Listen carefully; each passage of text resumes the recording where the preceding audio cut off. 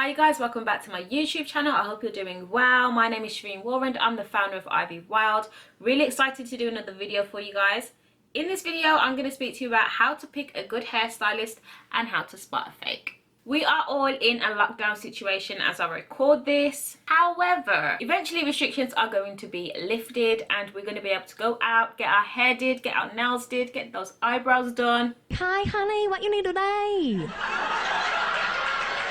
Live the life we are supposed to be living. So I thought I would record this so that when it comes to it, when you can actually leave the house and go and get your hair done, you can spot a really good hairstylist, a really good hairdresser, and you're going to make sure that you look good, feel good, and your hair is going to be healthy and flourishing.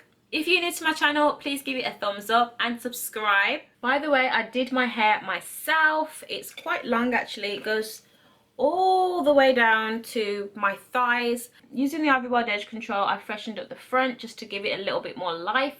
Let me first tell you why this is so important for me. This is important because I used to go to a hairdresser that actually used to do my hair. I think I've mentioned this in previous videos before, but the hairdresser that used to do my hair didn't know anything about hair health. She did know how to create hairstyles, so I will give her that, but her hairstyles came at the detriment of my hair's health. All of my edges were gone. Whenever she used to do a style, the cornrows used to be way too tight. You guys, the way I would suffer for these hairstyles, I would definitely say that this was during a time period where I wasn't happy with my natural hair. I didn't accept myself. I had self-esteem issues. I would never ever leave the house without actually having a hat on if my hair was out. And these are real issues that a lot of beautiful black women deal with every day. When the hairdresser used to do my hair, and I can't even make this up, I used to have to take tablets, guys, just because it was so tight, so sore, so painful. I would not be able to get to sleep on the night. Lying my head down on a pillow, it was super sore, super tender. Just to get a good night's sleep, I used to have to take headache tablets because my head was pounding when she used to do my hair. The next day, my head would still be sore, still be tender, and these are indications of the hairstylist or hairdresser not doing your hair properly. I used to dread that part of getting my hair done because I knew I was going to be in agony for days. These are the signs, guys. These are the signs. If you're going through these things right now, you definitely need to start thinking about changing your hairdresser if you want to make sure that you're going to grow long, beautiful hair, and if you want to keep your edges, because as I've said before, no one wants to walk around looking like an edgeless potato. So these are the reasons why it's so crucial to pick a really good hairdresser. Yes, we can save some money by going around to our friends, cousins, auntie's house, but do you want to lose your edges?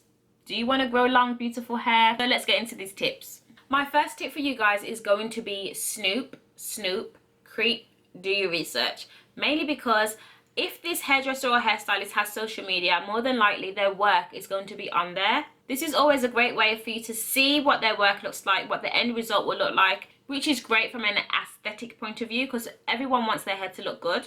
But it's also great because they usually have previous clients that they may tag in photos and videos. You can actually reach out to these previous clients, previous customers, and find out what the actual experience was like for that person to get their hair done by that stylist or hairdresser. Did they braid too tight? Were they able to sleep that night? If sliding up into a random person's DMs to ask them about their hair is a little bit too much, then if you know someone that's actually been to them previously, or ask a friend to recommend someone that they've been to previously, that would be a better idea if you're not as brazen as I am. Sometimes you can actually see feedback and comments in the comment section on social media, so you could just scroll in the comments, find out what kind of feedback some clients and customers have given there as well. So that's always a good idea. My second tip is to ask lots of questions. So if you've already started to send messages back and forth to a potential hairstylist or potential hairdresser, then you have the opportunity now to ask as many questions about their previous work and as many questions about their education behind hair health as you possibly can before passing across any money. That way you're not at a loss. For me, when I get my hair done now, the most important thing for me is making sure that the hairdresser has some education behind their skill. So I want to know that the hairdresser or hair salon that I'm going to, they actually care about scalp conditions and vitamin deficiencies.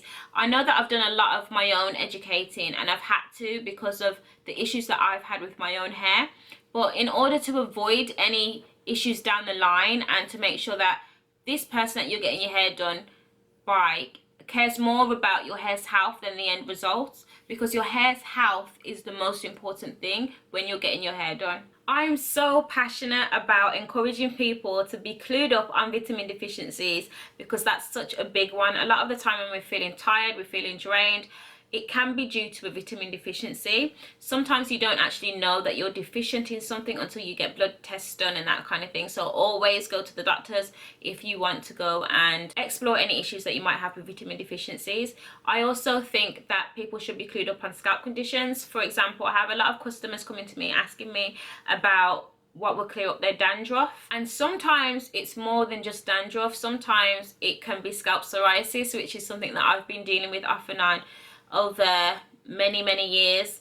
It's something that I have really cleared up now with my products, so I'm really grateful for that, but it does come back when I'm stressed. So something I'm going to share with you today is this book, Loving My Curls and Coils, and this book is fantastic for anyone who wants to educate themselves on natural hair, on their own natural hair journey. I've got so much information in this book. It's not too thick, so it is quite a quick read, and it's something that you can literally just pop in your bag. This book is a research-based guide, so you're going to get information about the science of your hair and how and why your hair grows the way it does. You're going to get information about scalp conditions, vitamin deficiencies, as previously mentioned. For those of us who are just starting our hair journey, in this book I'm actually sharing information about making that transition, the transitional stage of growing out your perm, growing out your relaxer, and it's going to help you guys along those stages. I've even got DIY smoothies for hair repair in here if you want to make any homemade conditioners. There's recipes in here. I've got information on how to keep your hair hydrated. There's so much information in this book. I've even got some tutorials on how to style your hair towards the back of the book. So we teach you how to cornrow at the back of the book. You've got Bantu knots. So many different things in this book, guys. I've really made sure that I've put as much information in here as possible. For example, you've got the rules of healthy heat styling. So many different things in this book, guys. If you are interested in having a look at this book, the link is going to be in the description bar below. I definitely feel like, you know, you're dealing with a keeper of a hairdresser or a stylist if they can actually recommend different products to you to help you clear up an issue. If they can tell you that they think that you might have a scalp condition, and you know they're flagging issues to you for you to be aware of, and not just braiding over dandruff and psoriasis and just doing the style regardless of whatever your hair health is like, then they actually care about the well-being of you and the well-being of your hair, and they're not just trying to make some change from you. Like, it does matter. Those things matter. And for someone that wants to build their self-esteem associated with their hair and how they feel about their hair, I think it's really important that we take steps to make sure that we actually have a caring attitude towards ourselves and our hair, and we're taking the time to make sure that we're clearing up those kind of issues as well. Another tip is, if you found some hair products that work really well for your natural hair, i.e. Ivy Wild, not all stylists know what is good for your hair. If you found something that works for you, take it along with you, politely ask that they use this on your hair. And especially if you're really funny about ingredients that are in your hair products and stuff like that, and you found things that work for you naturally, Ivy Wild for example, then that will be a fantastic way for you to actually pass those products on and allow your stylist to use them on your hair. For those of us who enjoy a good hair weave, and yes, I do like a good weave, but I've not had one for a very long time, it's really important that we're not leaving our weaves in too long. Literally, for me, when I used to get hair weaves, the maximum I would be leaving it in my hair is 3 to 4 weeks, because my hair needs water, it needs washing, it needs that maintenance part. And that part is crucial to making sure that your hair is growing healthily. It's really important, because we need to make sure that our hair's health is the most important thing, and that we're not neglecting our hair, we're protecting our hair. And weaves and wigs, they're supposed to be things that are protective styling, but it can all go terribly wrong if we're neglecting our hair. So make sure you're taking the time to care for your natural hair whilst rocking a style. One thing I have to say, and I have to get this off my chest, because I definitely felt like I was betraying my hairdresser if I went anywhere else. Even though she wasn't looking after my natural hair, I felt guilty when I went to someone else. There's nothing wrong with going to a different hairdresser. Take that guilt, that negative energy, and dump it, because you don't need it. You don't need it in your life. You deserve to find a hairdresser that cares about your hair's health and your natural hair journey, your own hair journey. You deserve to find someone who loves your edges the way you do. You're still taking your hand in your pocket and paying for this service at the end of the day, so you have to make sure that you're putting yourself first. And if you've actually been to a hairdresser and you don't like the way that your hair is turned out, don't go back. Go to someone else. I also find that people tend to go back to the same person. I think it's a habit. It's a habit, and it needs to be broken. We need to find a different hairdresser, someone who cares about the hair health and the style that you want to go for. Don't be bullied into a hairstyle, because I know a lot of hairdressers and hairstylists think that they can do something different on your hair. When you have an idea of how you want it to look, sometimes they'll make you think you're wrong or put doubt in your mind that the style's going to look good. It's your hair. You can get to decide how you want your hair at the end of the day. You're paying for this service. You should be able to rock the style that you want. Period. If you're not happy with a hairstyle, if you're not happy with how a hairdresser treats you and treats your hair, then don't go back. Definitely start to look at a different hairdresser, look at other options.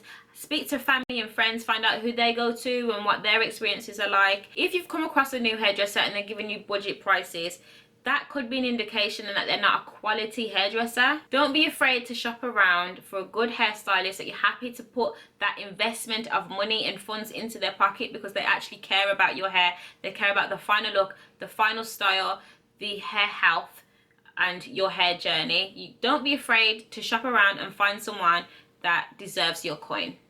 If you're already following some really cool stylists and you're tempted but you're not sure, just dip your toe in one time and find out if they really are about that life. If you've seen them do hairstyles and you feel like, yeah, they look good, it looks nice, and you already know that your relationship with your current stylist isn't the best, then just give them a try. Just try them once. And I know already from my experience, when people come to me from other hair product brands and they come and try Ivy Wild, I feel so happy to know that I have converted a new follower into a potential customer. It feels great. So I'm sure you'll be making that stylist stay, but make sure you do your research first and don't be afraid to invest coins into quality service. Another great tip to figure out if you're dealing with the real deal, the real McCoy, if your stylist really is about that hair health life, is to find out if they offer consultations. So a lot of the time they will actually understand that different customers have different hair types, and they're going to make decisions based on your hair type for your hair. So if you're coloring your hair, or if you're doing something that involves a chemical, you definitely want to make sure that this person knows what they're doing. And if they do, more than likely they're going to ask you to come in and they're going to sample it on your hair, even though it's the longest thing ever and you just want to get your hair done straight away. If we're thinking about our hair's health first, then these are things that we're going to have to do before getting our hair colored, treated, anything like that, any kind of chemical based thing, because we have to make sure that we're not going to have an allergic reaction.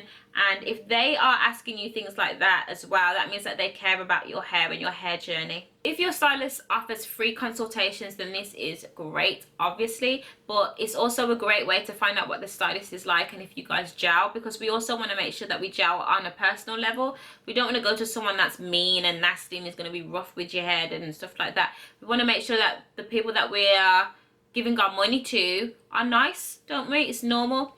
So I also think that this is a great opportunity to find out if they've got any discounts, any vouchers, any deals, any offers on for you to take full advantage of. So when you have found the hairstylist of your dreams, the salon of your dreams, make sure that you're setting out to keep them. One of the very basic, easy ways that you can do this is by turning up on time. If you're going to be late, just give them a quick call, let them know that you're going to be late. Just etiquette, making sure you have manners, that you're, very gracious when you're getting your hair done, things like that. Basic things, basically, just to make sure that the relationship that you're forming with your hairstylist is going to be solid. If you have an idea for a hairstyle, what I usually do is I actually have the picture ready on my phone so I can actually show them and find out if they can do this. If you can send it to them before you actually go and get your hair done, just in case they can't do that style, and hopefully they will be honest and say whether they can or can't do a style. Then that will definitely save some time and a lot of heartbreak if they can't do it. If you're a picky person, by the way, I am the pickiest person with my hair. I like my hair to be thick and full, especially if it's a weave. I want it to be full. A hairdresser that I used to go to, she used to really just try to thin out the hair all the time, and I used to have to ask her over and over and over, can you put more hair in please, can you put more hair in please. You definitely want to be heard when you're the actual person paying for a service, and again, it's your hairstyle. You get to decide how you want it to look. There's nothing wrong with being decisive and being straight to the point about how you want your hair. Don't be vague. If you have a specific hairstyle in mind and you know how you want it to look, let your hairdresser know and communicate that and give them the opportunity to help add to the ideas, sure, but at the end of the day, it's your hair. You get to decide how you want the style. Make sure that you're actually being fully transparent about the finished look before you leave.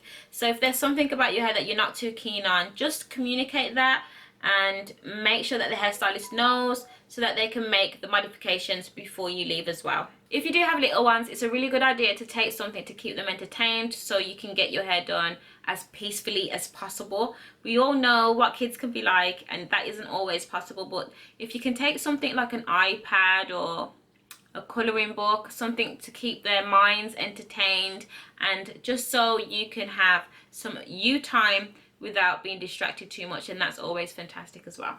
By keeping the little ones occupied with something, we also allow other people in the hair salon to not be disturbed as well, so they can enjoy getting their hair done as well. That is it for today's video. Thank you so much for watching. I really enjoyed doing this for you. I hope you enjoyed it too. Please give the video a thumbs up, subscribe, and I'll see you in the next video. Bye for now.